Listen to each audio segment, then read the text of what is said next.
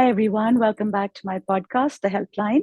I'm Seema Anand, and I am joined today by Dr. Vani Vijay. Vani is a colorectal and a hernia surgeon, and she's going to be talking to us today about one of the most asked after subjects, but also one of the most taboo subjects, which is anal sex. Vani, thank you so much for joining us today and agreeing to talk to us about this. Sure, very happy to be a part of this podcast, Seema. You have been excellent in bringing out the same taboo subjects, very sensitive ones, but very professionally handled by you.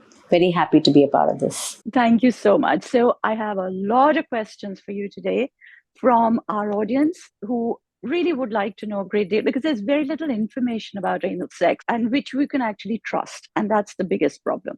So I am going to be asking you lots of questions that have been sent in. And I want to start with the most basic one, which is the biggest fear for most people, which says, what causes pain during anal sex and how can it be avoided? Yeah, so there are two sphincters, the external and the internal ones. They are arranged like rubber bands in the anal area. And the external one is a voluntary muscle which works on my wish and will. And the internal one is the sphincter is working basically with the reflux. So it works only on what the brain commands. So in case I want to use the washroom, what happens is my rectum is filled with motion and then the internal anal sphincter relaxes.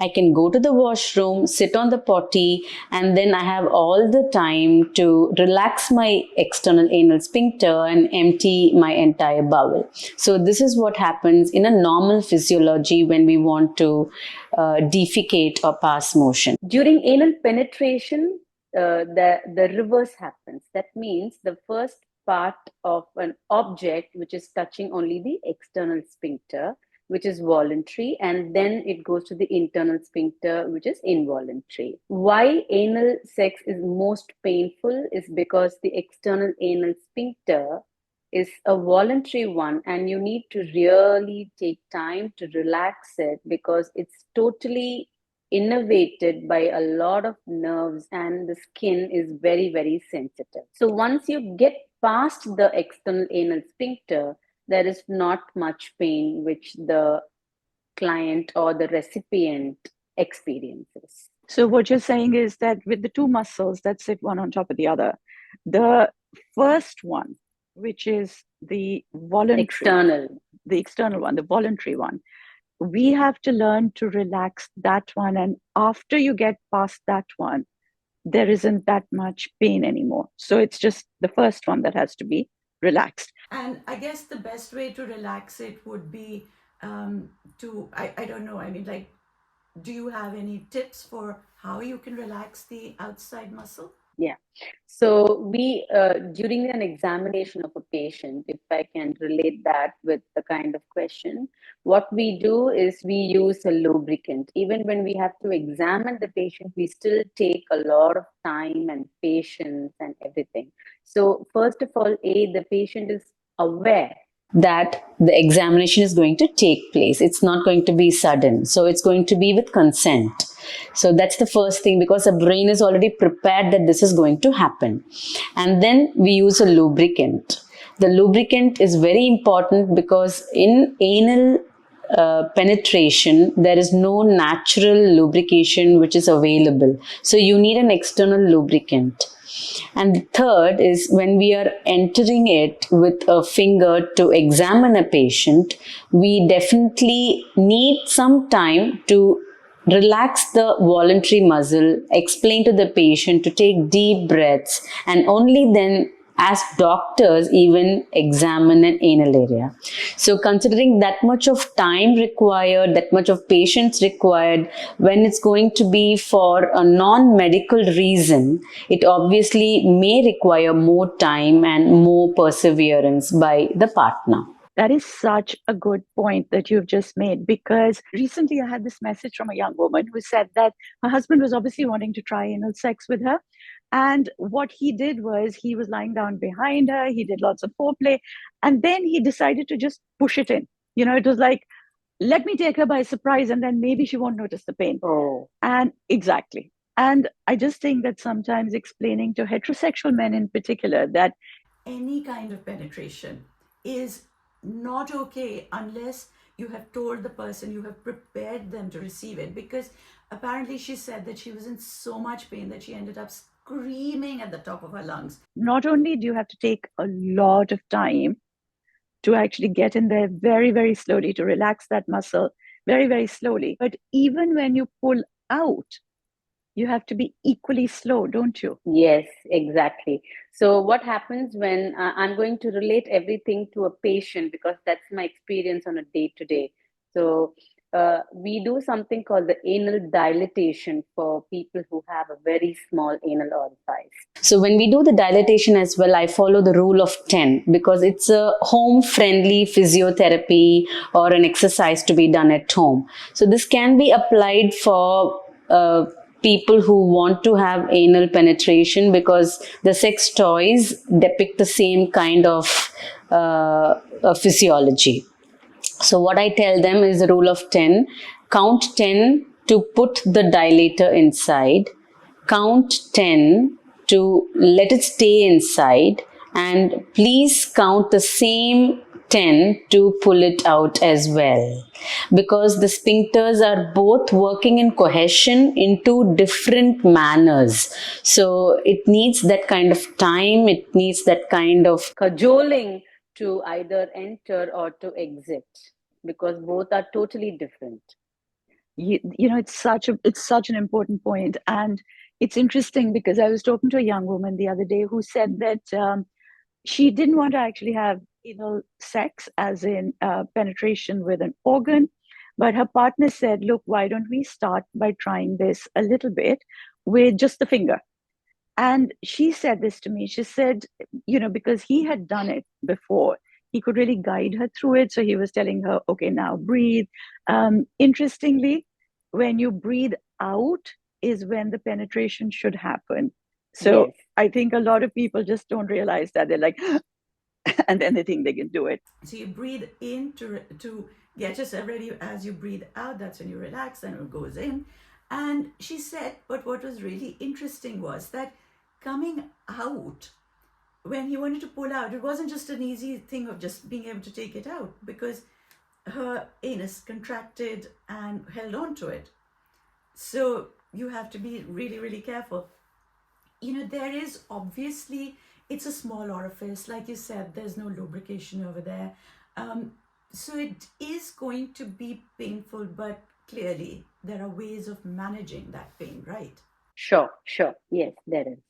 So I just want to know, again, something that people have asked is there a correct angle or a position that reduces either the pain or the risk of tearing? Because tearing is a huge issue in anal sex, isn't it? Very much. So there are certain positions which can reduce the strain on the anal sphincter and the rectal wall per se. Like how we examine patients, we usually put them on the left lying side, the left side. Okay. So that's more convenient for a doctor to examine the patient and it allows gentle, controlled entry.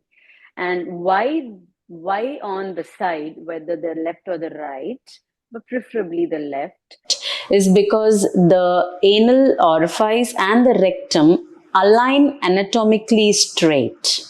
So that's more convenient for the recipient to allow a longer object to pass through because the rectum has an angle.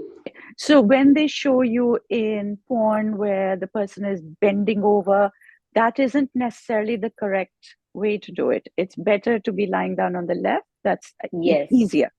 easier because the alignment of the rectum with the anal canal is probably more anatomically right as compared to any other position. That's so interesting. I did not know that. I had just always assumed that bending forward is the best way. So I hope everybody's out there listening. Okay, the next one. A lot of people want to know is anal sex medically safe? Is there something that we should know about it before we try it? Like maybe, I don't know, things like hemorrhoids or certain other issues. And what is the amount of bleeding which is normal, and what is it that you would consider serious or harmful? Okay, so there are three questions on this, and I'm going to answer one by one. The first thing is whether it's medically safe. Really not, because there is a yes and a no in this. Okay, so medically, anal penetration is not safe, considering that it's not a normal orifice for pleasure, and it has no lubrication, which is natural, and the transmission of diseases is heightened as compared to any other orifice. And the fourth point on this would be the rectal lining is very, very vulnerable to any object. So it's not as tough as a vaginal penetration. So obviously that the anal rectal lining is very vulnerable to any sort of injury. Saying that, it's a personal choice and it's up to anyone to do what they want. So we'll move on to the next question, which you asked me about the bleeding. Any amount of bleeding, whether it's 1 ml or whatever it may be, is not normal. It means there is a trauma to the tissue which has happened. So that's the reason we say that anal penetration may not be the actual right thing to do, considering the lubrication is not normal in that area like the vaginal one. So we need a lot of lubrication. There is a risk of mucosal injury even with all this. And as I said, the transmission of sexually transmitted diseases. Most important than that is hygiene, the consent, the preparation, and all these come into matter. So any amount of bleeding is not okay. Okay, because in vaginal penetration, we say that, okay, there can be a little bit, it's not such problems. It can be for various different reasons. But you're saying that in anal penetration, any kind of bleeding is something that we should be concerned about. You should be, because it can be associated with something else inside, like as simple as a hemorrhoid, or it could be that the penetration itself has caused a trauma where we call it a fissure or an injury to the mucosal area. So any amount of bleeding in the anal area needs to be consulted with a specialist. Okay, that's an interesting thing to know. So we were also talking the other day about lubrication for the anus. Do you have any specific thing that you feel? Because, like you said, with the vagina, it's easier to even access to put the lube in, and the vagina has a certain amount of lubrication of its own. How do you suggest that lube is applied in the anus? How easy or difficult is it? And what kind of lube would you suggest? So even when I'm examining the patients, this is what I teach my colleagues, my staff, my juniors. When you want to enter someone's house, you need to ring the bell, you need to wait and let them open the door, see through the the door lock, whether this person is safe to enter. So let's respect the anus, that it needs time and it needs a preparedness for the penetration to happen. Similarly, lubrication application itself is an art. The partner has to spend some time to do it. He or she needs to consent with the recipient and spend some time and do the we call it digital examination in our terms. So that's very important. Lubrication. Yes, there are many out there. The medicated ones, what we use for our patient examination, are preferred. If not, the regular ones, I'm not sure, because if patients are going to have the recipient is going to have a little bit of irritation or an allergy to the particular ingredient which is there, it's not like the vaginal area, which can, because it's not tried and tested and it doesn't say that this is okay for anal sex. So we do not know whether this lubrication which is used, the lubricant, sorry, which is used for the vaginal area is also okay for the anal area. If a patient has, if the recipient has irritable bowel disease or hemorrhoids or a fissure which is pre-existing, these could aggravate or these could irritate it a little more. Gosh, so much to think about. So, what would you recommend? I know that we talked a little bit about coconut oil or castor oil is better because it's natural. And I was saying, but then if it's a latex condom that the person is using, then that can tear because of the oil. Can you give us some idea of? I mean, yes, there is a possibility of getting non latex condoms, hopefully. But suppose that can't be accessed. Anything that you can suggest that people should look out for, maybe when they read the ingredients in the lube, something that maybe that they can look out for that should be or shouldn't be there? Usually, the best one would be the one which we are using for a medical examinations, which has Yeah. a lignocaine, because that is an anesthetic by itself. It may bring down the pleasure point if we are talking about this, but then it's going to give a lot of relaxation and it's going to give a lot of uh, admission to what we want to do. So, or the KY jelly, which is also available free. So, free meaning OTC. So, that's also fine. I'm really not able to comment on what's the ingredient which is available with the commercially available ones. No, but that's a good one to look out for. That at least for somebody starting out, lignocaine, if that is actually included in the ingredients, it might be helpful. Like you said, it's a bit of an anesthetic. It might bring down the points a little bit, but on the other hand, it might help the person actually access this as a pleasure. Okay, well, that's quite interesting. So, for someone recovering from hemorrhoids or trauma, what would you recommend? Is if somebody's had hemorrhoids, should they not be having anal sex? Because a lot of people, certainly from the queer community, this is their way of being intimate. And I think you said to me that about 80% of the population have hemorrhoids or fissures or some form of piles. I would say at least let the entire trauma or the wound or the fissure or the hemorrhoids be addressed first. And if you, or if they have a irritable bowel syndrome like a Crohn's or an IBS or ulcerative colitis, then I don't think you should even venture into this, because you do not know whether the disease is active or it's inactive. So it's better to not even venture into this. And if it's being treated like a one-time disease, like a fissure or a hemorrhoid, then I would say 6 weeks is a good time, medically thought of time to be away from this before you want to even venture into it again. Okay.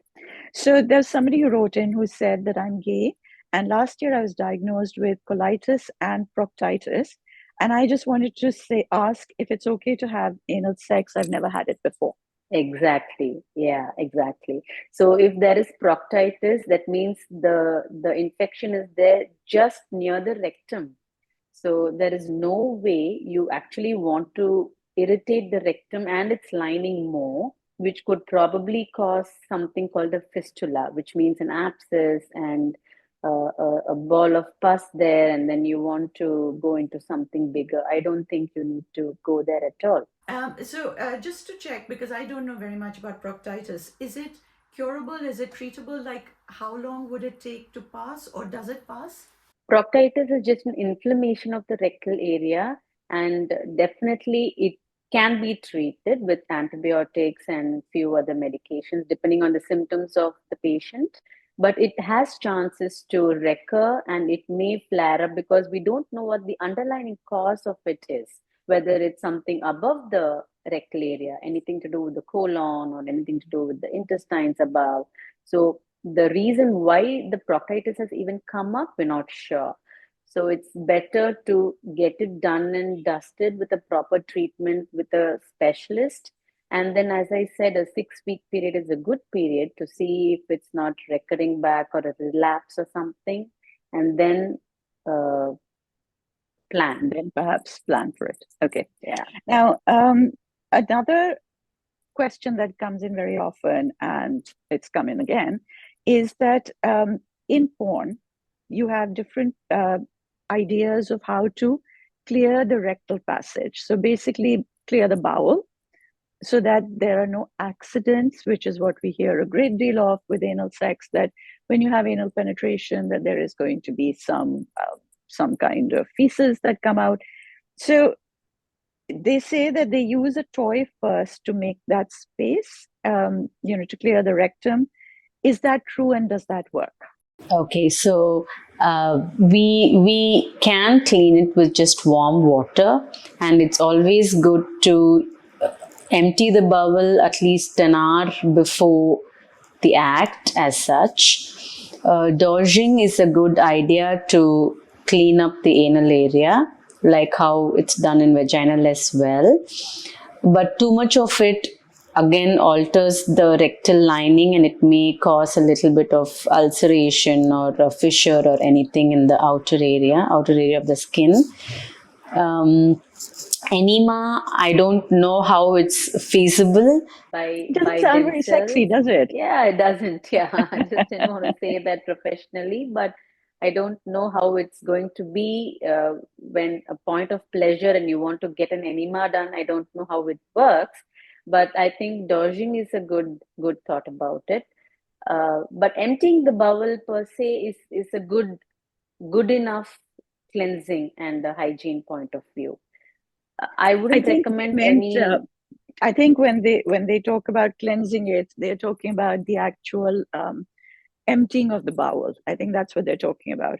So Yeah, what he yeah. wants to know is that if You put, like, apparently in porn, he's seen that they put a toy first and that makes the bowel clear out, and then they go for anal sex. So would that work? Like, if you do it once with a toy, would that clear the bowel and then you can try penetration? does that I'm make not sure sense? about the toy. I think it's something like a suppository. What we keep some tablets to empty the rectum when we Mhm. want to perform procedures for patients. So I think that's what he means by stimulating the rectum to pass. I think that's So what. okay, yeah, Yeah, I yeah, I guess so. So maybe that yeah. would work, right? If you stimulate the rectum. Yeah, it should Yeah. work. It should work. It's the same thing like you doubt as well. So probably it's the same principle. Okay. So what happens to the anal muscle during penetration? Meaning, can they get stretched or weakened when they have to expand in that way? We call something of this kind, it's called progressive dilatation. That means you dilate it to some extent first, and then a little more later, and then a bit more after that. So this is called progressive dilatation. As I told you, we count 1 to 10, 1 to 10, and 1 to 10. So, progressive dilatation is always better, and too much of stretching and dilatation may lead to incontinence in a couple of years down the line. We may not know it now, but but if you see a series of studies which have been in literature, dilatation even during surgeries have a little bit of tone difference, like the anal tone is decreased after a couple of years, because usually when we age, the sphincters and the pelvic floor itself gets a little weak. So Yeah, it when becomes a bit the lazy as well. yeah, it's a little lax as Hmm. compared to what we had it when we were 30s. At 60s, it doesn't remain the same. Hmm. So the pelvic floor itself laxes a little bit. So if you're going to really stretch the anal muscles, then at a point, then it may not have the same tone where we might feel it incontinence. Like we have the stress incontinence for women when they when they age, where when we cough, when we laugh, we start to dribble a bit of a urine. Similar thing can happen with the anal area as well. That's interesting because we constantly talk about in the vagina the fact that penetration or just having sex is not going to make the vagina loose, because that's the myth that the vagina with sex becomes permanently loose. And we say no, it's a muscle, it will go back to itself. But yes, over time, when the muscle becomes a little bit lazy, you can do pelvic floor muscle exercises and you can make it strong again. So is that the same with the anal passage? Yeah. So it does make it loose, yes, but it's not going to be coming back to its original tone like the vagina. So once it's a little stretched, it remains stretched. That's why we do the dilatation as well for patients who have a very small orifice. So it's not that we're going to do the dilatation in 2025 and 2026 they're going to get back the same tone. No, the dilated area remains dilated. Okay. So it does Yeah. change it a little bit. Yes, yes. Interesting. Something else that I didn't realize. I'm just learning so much from you today. Okay, so somebody's asked that what is the difference between the discomfort that you can expect and the pain that signals a serious problem? Like, is there a difference that you can Okay. talk about? You got it. Yeah. So the discomfort, I think, is very personal. It's on a scale of 0 to 10, where 0 is zero pain and 10 is extreme pain with bleeding. And you said someone was screaming out their lungs, so that's where 10 would be. And I would say discomfort would range from 3 to 5. Which is okay, rather than 8 to 10, which is done with all the check boxes which have not been ticked, like the consent, the planning, the lubrication. Nothing has happened, then the pain is 8 on 10. Okay, so it's very individual, it's very personal. It's very individual. Yes, but discomfort does happen in vaginal and anal. Anal to be a little more than the vaginal, yes, but it's bearable if all the check boxes are ticked. Okay. Somebody's again come back with this idea of how can you train the anal sphincter, but I think we've already covered that it's about taking the time, actually talking, going very, very slowly. I think a lot of people get to that point, they get so overexcited that going slowly is not something that's in a lot of people's vocabulary. So I think I want to just say this over here right now, once again, that going extremely slow and talking it through at every millimeter is extremely important. Can anal sex cause long-term damage like prolapse? You mean hemorrhoids, because anything prolapse is usually usually a hemorrhoid which prolapses out of the rectum. Is that what you're asking me? I guess, yeah, that's what this person has written. So Okay, okay. let's So, say that that's yeah. what it means. Yeah. Yes, a lot of friction. So hemorrhoids are the anal cushions, the blood vessels which is there in the rectum, which can get engorged and dilated. They could increase if there is a pre-existing, say, if it's just begun, if there are internal hemorrhoids. They could, with friction and constant uh, uh, damage, Yeah. or could increase and may go into an external hemorrhoid. That's why I initially said it's better to sort it out and then plan this. Okay, so basically, I don't yes, think it to can answer to elongate the answer with one other point. I don't think a rectal prolapse can occur because of anal penetration. Okay, like in the vagina, you have all sorts of A different vaginal things. prolapse, yeah. So this is not the same thing, but it could end up with prolapses like hemorrhoids. Like a hemorrhoids, yeah. Okay.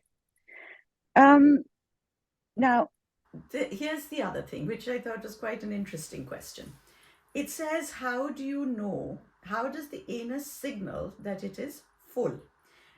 What kind of sensations would that cause? Would it be painful, pleasure, or itchiness? Now, just to explain for everybody, when we have vaginal intercourse, the vagina, as I said, it expands a little bit, etc. But also, there is the vaginal tube is a certain length, right? The vaginal canal is a certain length. And no matter how big your partner is or how big the toy is, you can only take it up to a certain point. When you get to the cervix, you cannot go past that. The body tells you that you've reached its end. Is there a similar thing for the anus? Like, how does the anus signal when it is full? And when you reach that end point, is it going to be painful? Is it a pleasure point? Because we're always being told that the prostate, which is over there, has a lot of amazing nerve endings and it can be very, very pleasurable. Or does it feel itchy? I don't know why the itchiness, but yeah, that's the question. Yeah.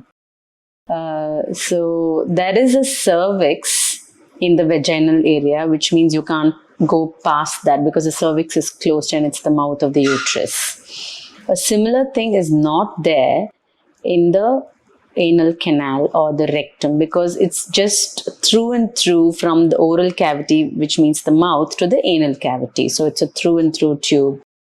It's only depending on the toy or the partner's the level of penetration organ. Yes, it's going to matter, but it doesn't have anything to do with like the limit of the rectum. We do something called the endoscopy, right? We put a tube through and through from the anus to the end of the colon. So it's a long tube which goes through and through the entire intestine up to the end of the large intestine. So there is no end point like the cervix. So there is no way of sort of the anus saying this much and no more, or this is now I'm full, like I am completely filled up. It's only, I guess, dependent on the individual how far they want it to go. Yes, that is right. Because the rectum is it's like a pouch. It's like a bag. It's like the urinary bladder. It's something like that. The same rectum. It's not just a tube. It's like a bag, which means that the bag is also expandable for some distance, and then it goes up like the intestine. So when the rectum is full of stools, and then you like we said, the sphincters come into action, then you want to go to the washroom and you want to poop. Similarly, the rectum is a bag. It's not like an end point, and it's continuing above as the intestine. Now, somebody's asked about does the anus have a different strength depending on gender? Meaning that somebody who is assigned male or female at birth, will their anus be stronger necessarily? And I guess the reasoning behind the question is that is a man or somebody who is assigned male at birth, is their anus more able to take penetration than the female anus? Not at all. Both of the genders work on the same way. In fact, a male pelvis is smaller compared to a female pelvis. So the penetration part of it would be better off in a female because her expandable capacity is much more, because her pelvis itself is a little larger by birth. So Interesting. if you Okay. if you see when I examine a male patient as in comparison with a female patient, it's more easier for me to examine a female patient as compared to male, because the pelvis is very small and very tight. Okay. So, yeah, just to bust that particular myth that no, gender doesn't make any difference No, to it your doesn't. It anal doesn't passage. at all. Okay. Um, Now, another thing that we get a lot with people who want to use toys or other things, we also get people who can't get hold of toys for vaginal sex, that is. And so we're always trying to tell people to not use things like fruit and veg, which is really, really dangerous for you to use. And I just wanted to know if what are the risks of using objects during anal play that are not designed for the purpose? I think it's the same for vaginal and the anal area because it's the internal part of our body. And I would agree to the fact that if it's not made for the particular purpose, then it can cause trauma, it can cause infection, it can cause, uh, uh, some kind of ulceration in that area if it's not prescribed for it. Because nature is nature; it can take any form, and whether it's not okay with us can only be seen after the act.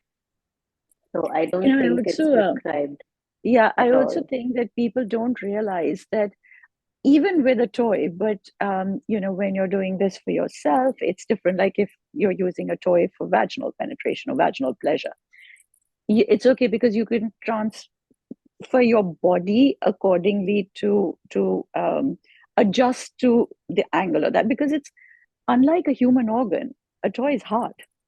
Yeah. And we're always saying that if you're going to use like a strap on, that you have to be so careful with how fast you go, how deep you go, what position you try it in, because it's not going to bend to your body. And True. I think the worst thing with using things like carrots, etc., is also the temperature of that thing becomes very different, which, at least for the vagina, is a huge problem. I mean, Yeah. I don't know if Yeah. you would agree with that with the anus as well.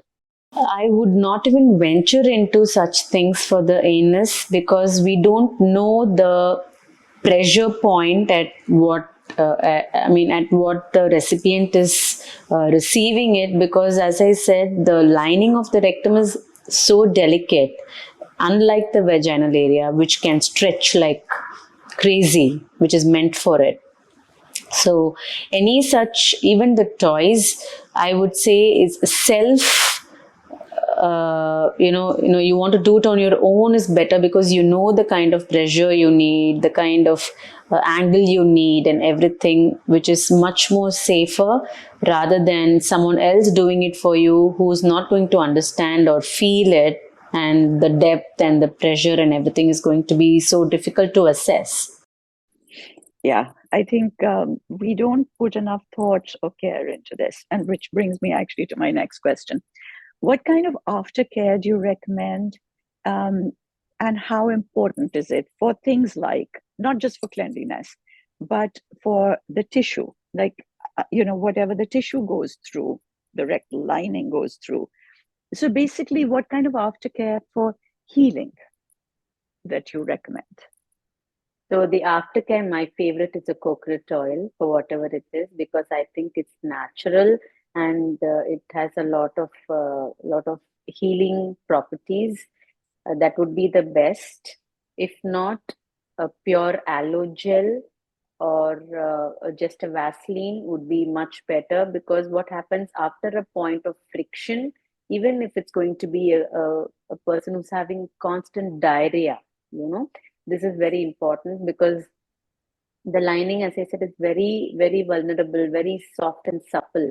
So once the friction has happened, then there are reasons why it can become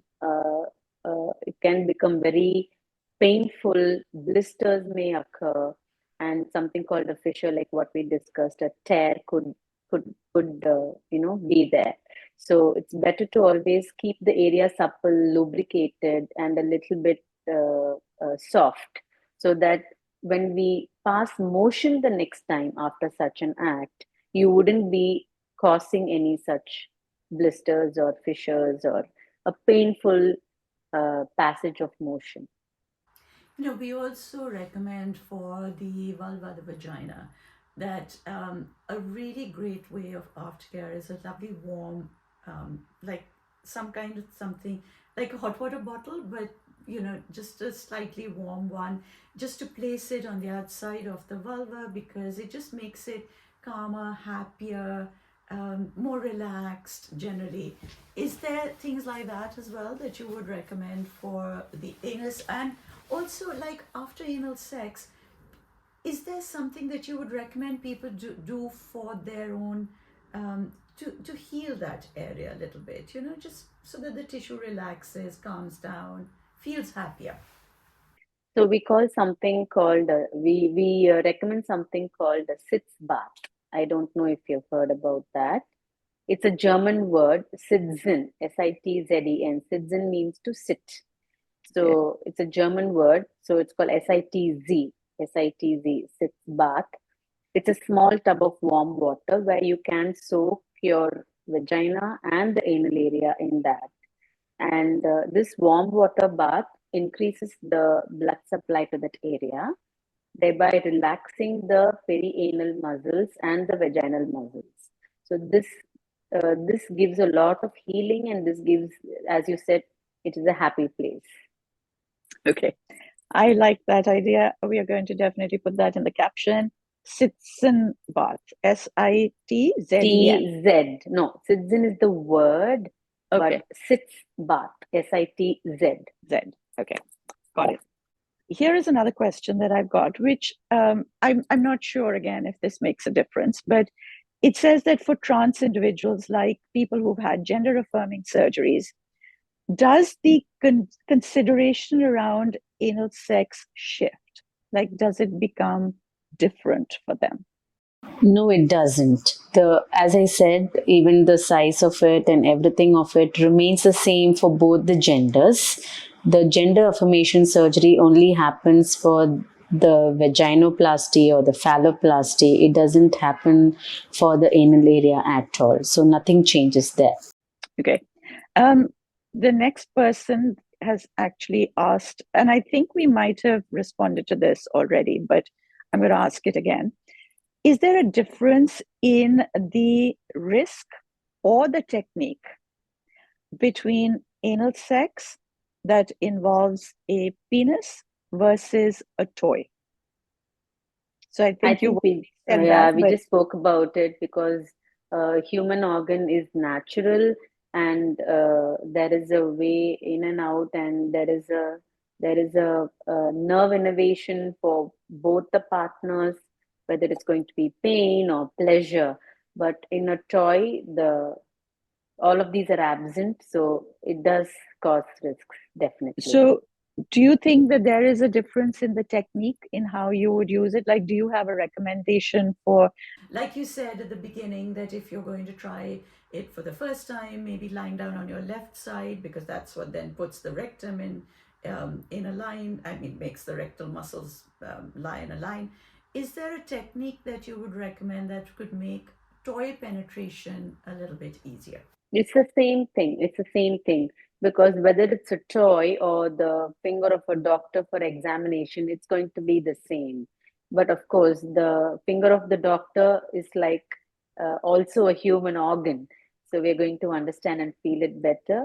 But the position and everything would be the same. That's my It would be the recommendation. and finally, just to finish, what is the biggest medical myth that you wish that people would stop believing about anal sex? Okay, I would say the biggest myth is that it's abnormal to have anal sex. I would say that's not. It's the biggest myth. As we have discussed, it can be, it's a personal choice, but in quotes, there are so many things you need to checklist. There are so many things you need to be aware of when you want to be indulged in such things. So it's better to read a lot. Read a lot meaning read the right information and understand this better before you indulge into this, because it can cause a lot of negatives as compared to the positives in regard to anal penetration. So I think, yes, the myth is that it's never happening and it's wrong. There are people indulging and there are things happening around us that we need to be aware of. Excellent. Thank you so much for that.